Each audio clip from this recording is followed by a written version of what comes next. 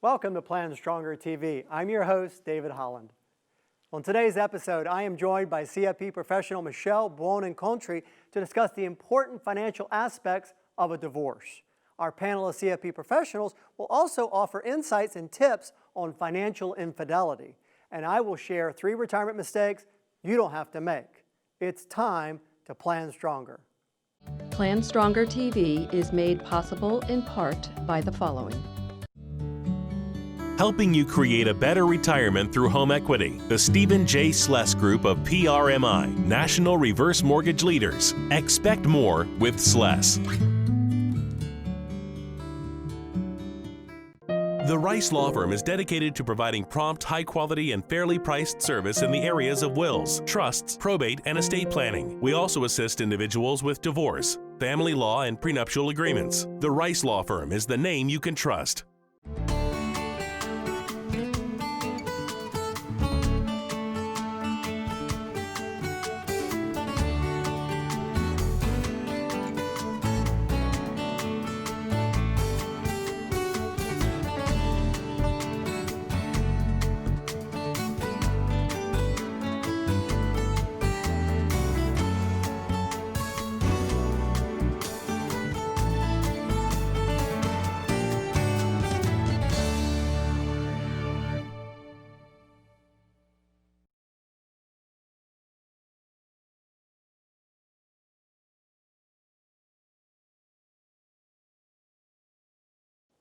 We're not robots, but emotional investment decisions can cause big problems in retirement.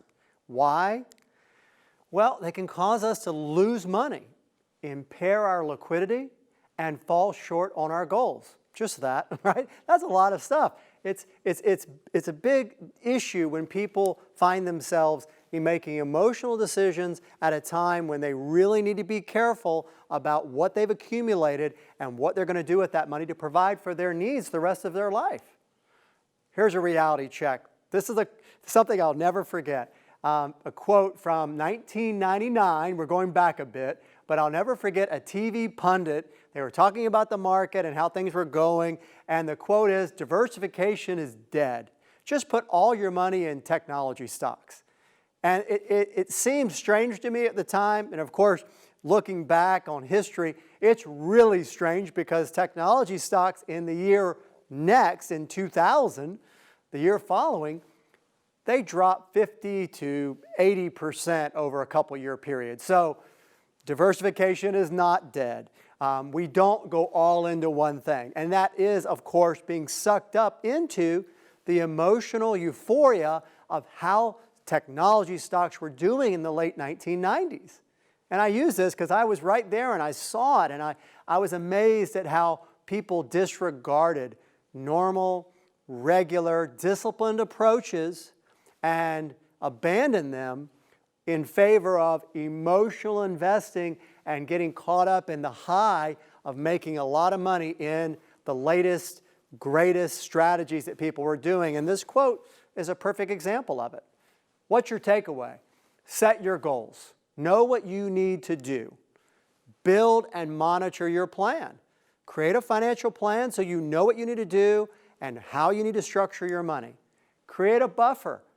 Don't just do it directly. Maybe you get help. Either work with a financial planner, or maybe you have your spouse keep you accountable about what you're doing with your finances. And when you feel that emotional pull of either buying something or selling something, maybe when you shouldn't, getting caught up in the emotion, talk to somebody about what you're doing. And if you do that, you'll plan stronger.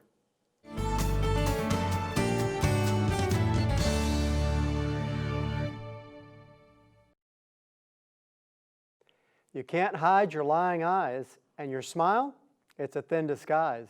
The Eagles hit a nerve when they produced that song. Guess what we're going to talk about now? Joining me on our panel to reveal why couples lie about money are 3 experienced certified financial planner practitioners. First, from Washington, D.C., is the CEO of Concentric Private Wealth, Catherine Loyola. Next is Kathy Longo, an author and the president of Flourish Wealth Management from Minneapolis, Minnesota. And from San Diego, California, is Stephanie Barnier, the founder of Clear Sky Wealth. Welcome, ladies. Thank you. So I already gave it away what we're going to talk about. Why do people, or couples especially, lie about money? Well, I think that it's really rooted in so much more than just money. There's a stat that I've seen, and I think this is actually really low, but 31% of couples have lied about money in their relationship.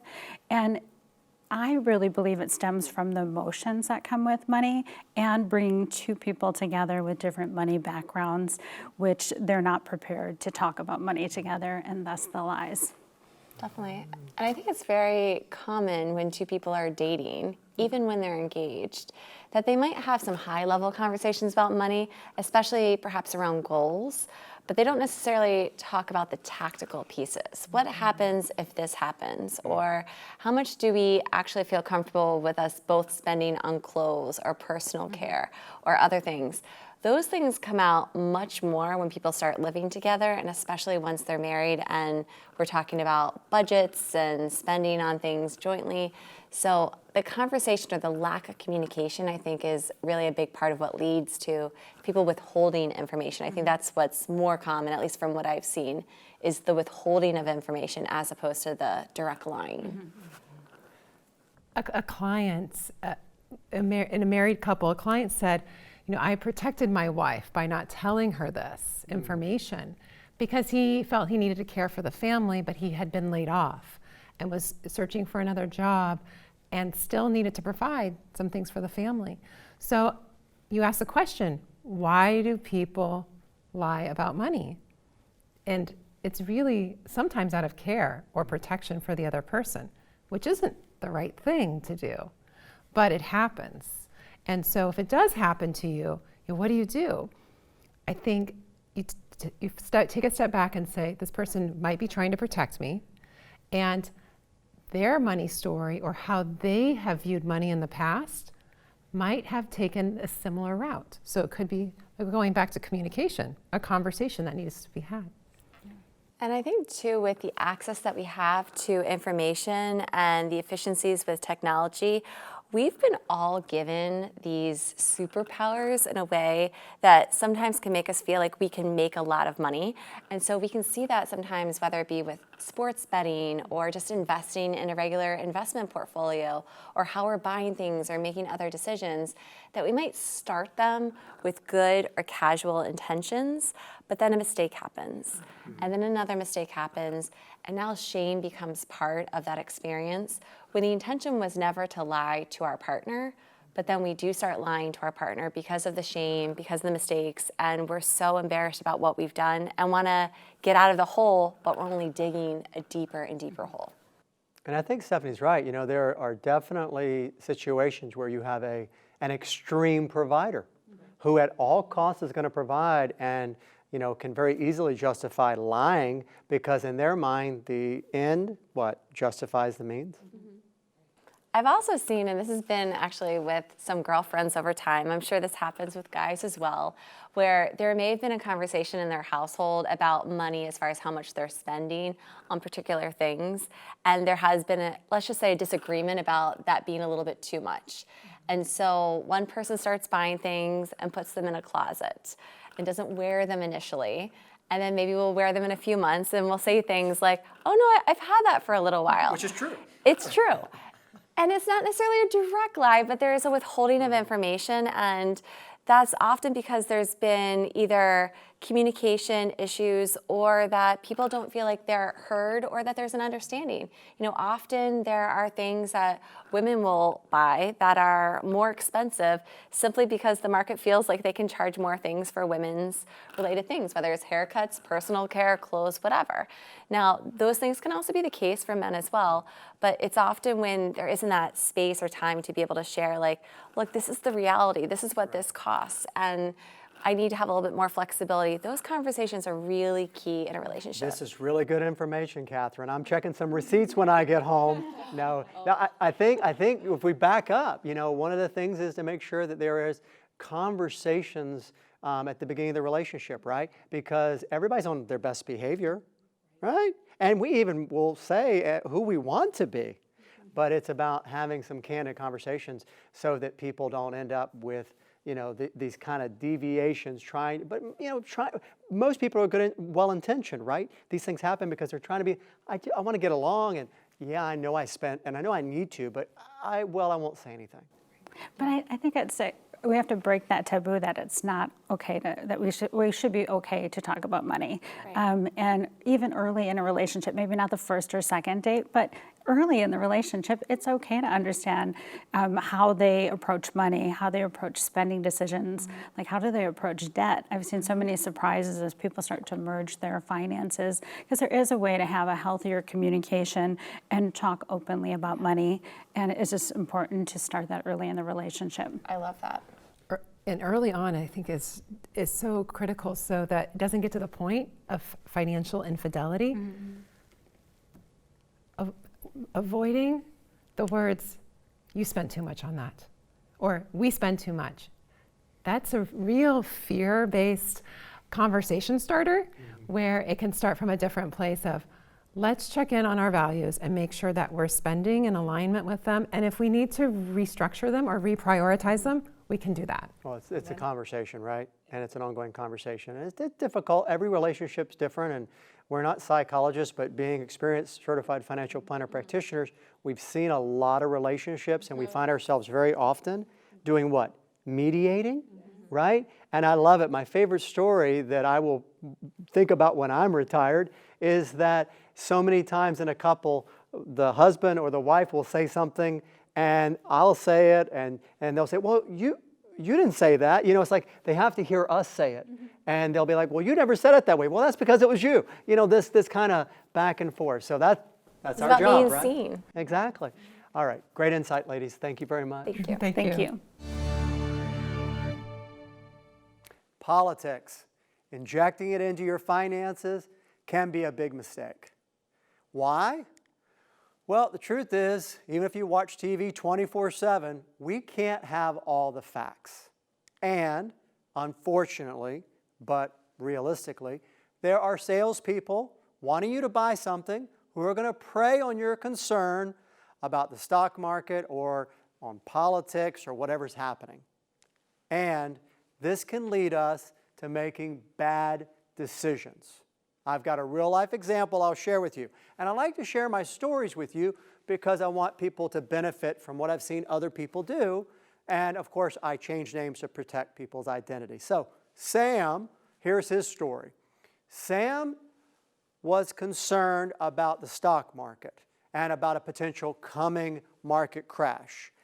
His advisor was very politically involved, very politically tuned in, and was much more concerned even than Sam was.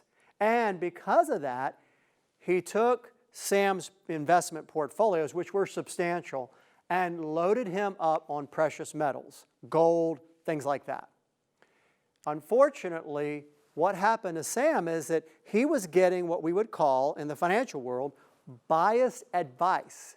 He wasn't getting advice based on what Sam needed, but he was getting advice that was based on what Sam was worried about, and the advisor had his own hang-ups or stress or anxiety or whatever you want to call it, or just simply a viewpoint where that caused him to give Sam advice that may not have been the best thing for Sam. So what's your takeaway? What do you do with this, okay? Well, what you do is you set your goals. What are you trying to accomplish? Seek out neutral advice. You don't want to necessarily be oppositional with your advisor where you and the advisor have opposite political views, especially if one of you feels strongly. But you want to have something that's more neutral where it doesn't factor into every decision, right? And then you build and monitor your plan. You make sure you stay on the right track. And if you have doubts along the way, you get a second opinion. Make sure that you're looking at it properly. And if you do that, you'll plan stronger.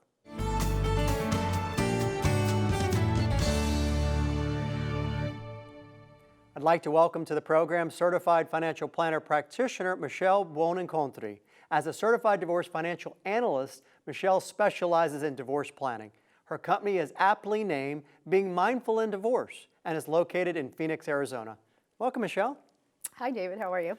I'm doing great. Glad to be with you. Bummer subject, but oh so important is your advice, okay? Divorce planning. So I'd like to get into a couple of specific pieces. But first, let's start with what are some of the most important aspects or decisions that need to be made in a divorce? Well, I would say the first thing is actually knowing everything you own and owe, really Okay. being prepared. A lot of times things are overlooked. Taxes and credits, there needs to be a tax equalization process, and most people don't take that into consideration. And even just an equalization of income and understanding that concept when you're negotiating. So a lot of that we'll dig into because a lot of that's like, what tax equalization, what is that, right? Okay. So we'll get to that. So let's talk about budgeting. Why is it important for somebody getting divorced to think about or plan and even know ahead of time before the divorce is over what their post-divorce budget is going to look like? In other words, how much income do they need post-divorce, or how much they're going to get and what that means in terms of lifestyle? Yeah. So failing to plan is planning to fail, right? yeah. You need to know what's coming in and what's going out. How do you make those decisions? Like, do I keep the house? Can I actually even afford to live here? A lot of people get tied to that, and then they have a cash flow issue and they wind up being cash flow poor. You're going to be making major decisions that are going to impact the rest of your life. So you want to have that uncertainty removed. It makes sense. I want to have peace of mind. I want to reduce my stress. A post-divorce budget really creates those things. It also creates the foundation for negotiation, for spousal maintenance, and maybe some, other things that might be negotiated during the process. Well, and I imagine that you've seen it with many clients that they're going through a transition where they're used to a certain lifestyle, or they don't really even know what things are costing or how well they are actually living, that they go in and they're like, okay, well, wait a minute, I don't have any money left over. I can't go shopping every weekend like I did, or whatever the case may be. Absolutely. So it's an adjustment. It's a mind shift. Yeah. How do we prepare for the emotional or mental aspect of that? Well, I think as far as emotional with divorce is really self-care. Having a conversation and really coming clean with yourself. I think also understanding what are my values and priorities. If somebody looked at my post-divorce spending budget, would they say it's in alignment with what I said was important to me? Okay, that's right? good. So maybe retirement's important to me. Maybe contributing to my children's education. Maybe tithing for my church or going on vacation, whatever it is. But if they look at that and I see $1,200 on dining out and you're telling me your retirement is important, well, I don't know, there's something going on there. There's this mismatch. So really being clean with yourself about that and honest. And clean. Yeah. Okay, you mentioned tax equalization. I know what that is. Let's share what that's about and maybe give us an example. Okay, so tax equalization, not every asset is created equal, right? So let's just look at a retirement asset, right? We might have a traditional IRA, a Roth IRA. One is going to be after tax money, and one, the taxes were deferred. So if I had $50,000 of my Roth, I can't say it's equal to $50,000 of my IRA money, right? Because if I cash that IRA in today and I'm under 59.5, I'm going to pay taxes and penalties on that. So you kind of have to bake that into the number so you're comparing apples to apples when you're actually doing offsets with assets. Good. Yeah, if you give me those choices, I'm going to take the Roth. Right? Yeah. And very often you see this probably play out when there's negotiation over the home, the marital home, and somebody says, well, I want the home and the other person's getting the 401k. Big difference. Yeah. Yeah, it is a big difference.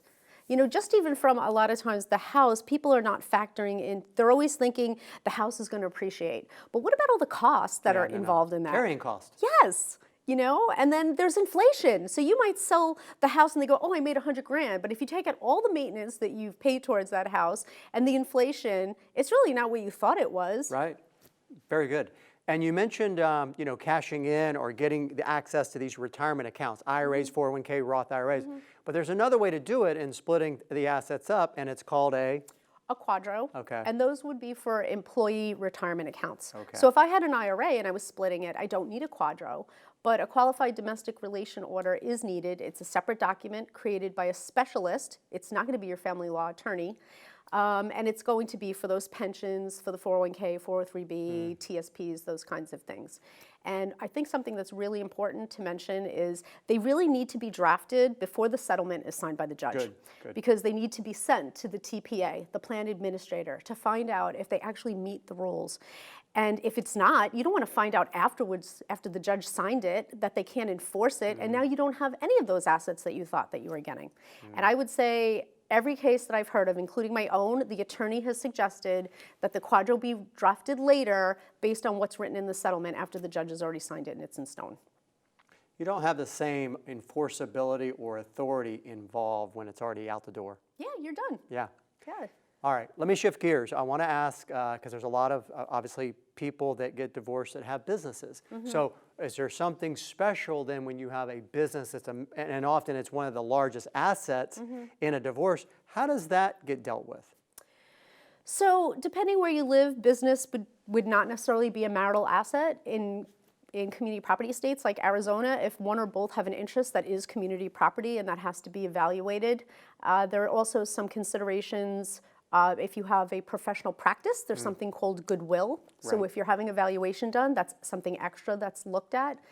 There's something called retained earnings, which is money that stays in the business, and that could be to pay debt, to pay employees when times are slow. But that also could be a way for someone to hide income, Right. isn't that retained earnings? And typically retained earnings won't be a marital asset because it's considered the business asset. But if you start looking at how it's been handled, how the business owner was using it, if they were using it to take care of their family and drawing money out of that, and that was a habit, that could make that all of a sudden a marital asset. yeah, sure. And that could affect alimony, child support, other factors in the division of property. Good. So I think one of the key things to take away as we talk about divorce, the rules vary widely across the country, right? I Oh yeah, by state. So it's by state, and you might have in one state a business is treated one way, and another state it's treated differently. Sure, and then it might also be treated as a separate asset, but if that person was working, like maybe the spouse was working at that business and helping to contribute it, Right. they might all of a sudden say that it was separate, but the growth of that asset or that business during the marriage now is marital because that other person was contributing to its growth. So there are a lot of little intricacies that have to be considered. Also, creditor and property law, completely different. Yeah, absolutely. Well, that's for the viewers to check into and make sure they look at it from a state-by-state basis. Michelle, excellent. Thank you for having with us. Thank you, David.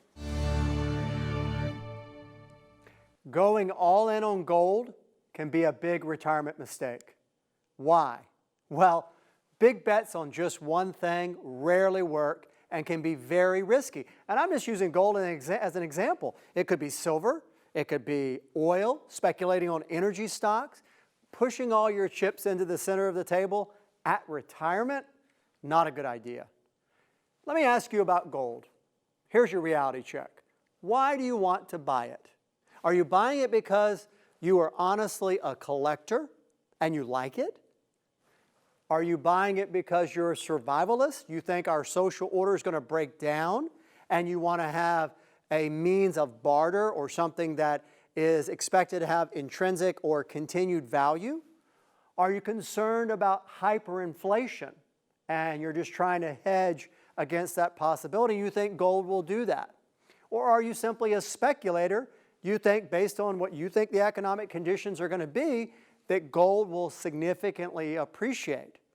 The key thing here is to be honest about your purpose. You know, it's easy to be persuaded by the pitches we see on television and other places. I mean, they are built to be very compelling. So be honest about why you want to do it. Stay diversified and stay liquid. Don't go pushing your chips all in on one thing. Stay diversified. And it's okay to have some money in something more speculative, but stay diversified overall. And stay liquid. When you buy the gold, for example, what does it cost to liquidate it? Are you buying it never to sell it? Would there ever come a time you would be persuaded to sell it? And by the way, have you noticed you never see any type of advertisement that says now's the time to sell gold? They never say that, right? Keep that in mind. The big thing is to have a plan. Know why you own gold or silver or oil or energy stocks or whatever it may be. Know why you own it and make it part of an overall plan. And I talk a lot about financial planning on this program, but the truth is all these things need to work together. Otherwise, you're just simply making a big bet, a Hail Mary. And again, this is not the time. In retirement is not the time to say, well, I'm just going to go all in on this. It's a sure bet. Very dangerous game to play. Stay diversified, stay liquid, stay measured, be careful, and you'll plan stronger. We covered a lot on today's program. Thank you for watching. I hope you found the information and the guests informative, and I hope you plan stronger. If you would like more information about the topics and our guests featured in this series, please visit our website at PlanStrongerTV.com. Also, if you have a question you would like David to answer, please send it to questions@PlanStrongerTV.com. PlanStronger TV is made possible in part by the following. Helping you create a better retirement through home equity. The Stephen J. Sless Group of PRMI, National Reverse Mortgage Leaders. Expect more with Sless. The Rice Law Firm is dedicated to providing prompt, high-quality, and fairly priced service in the areas of wills, trusts, probate, and estate planning. We also assist individuals with divorce, family law, and prenuptial agreements. The Rice Law Firm is the name you can trust.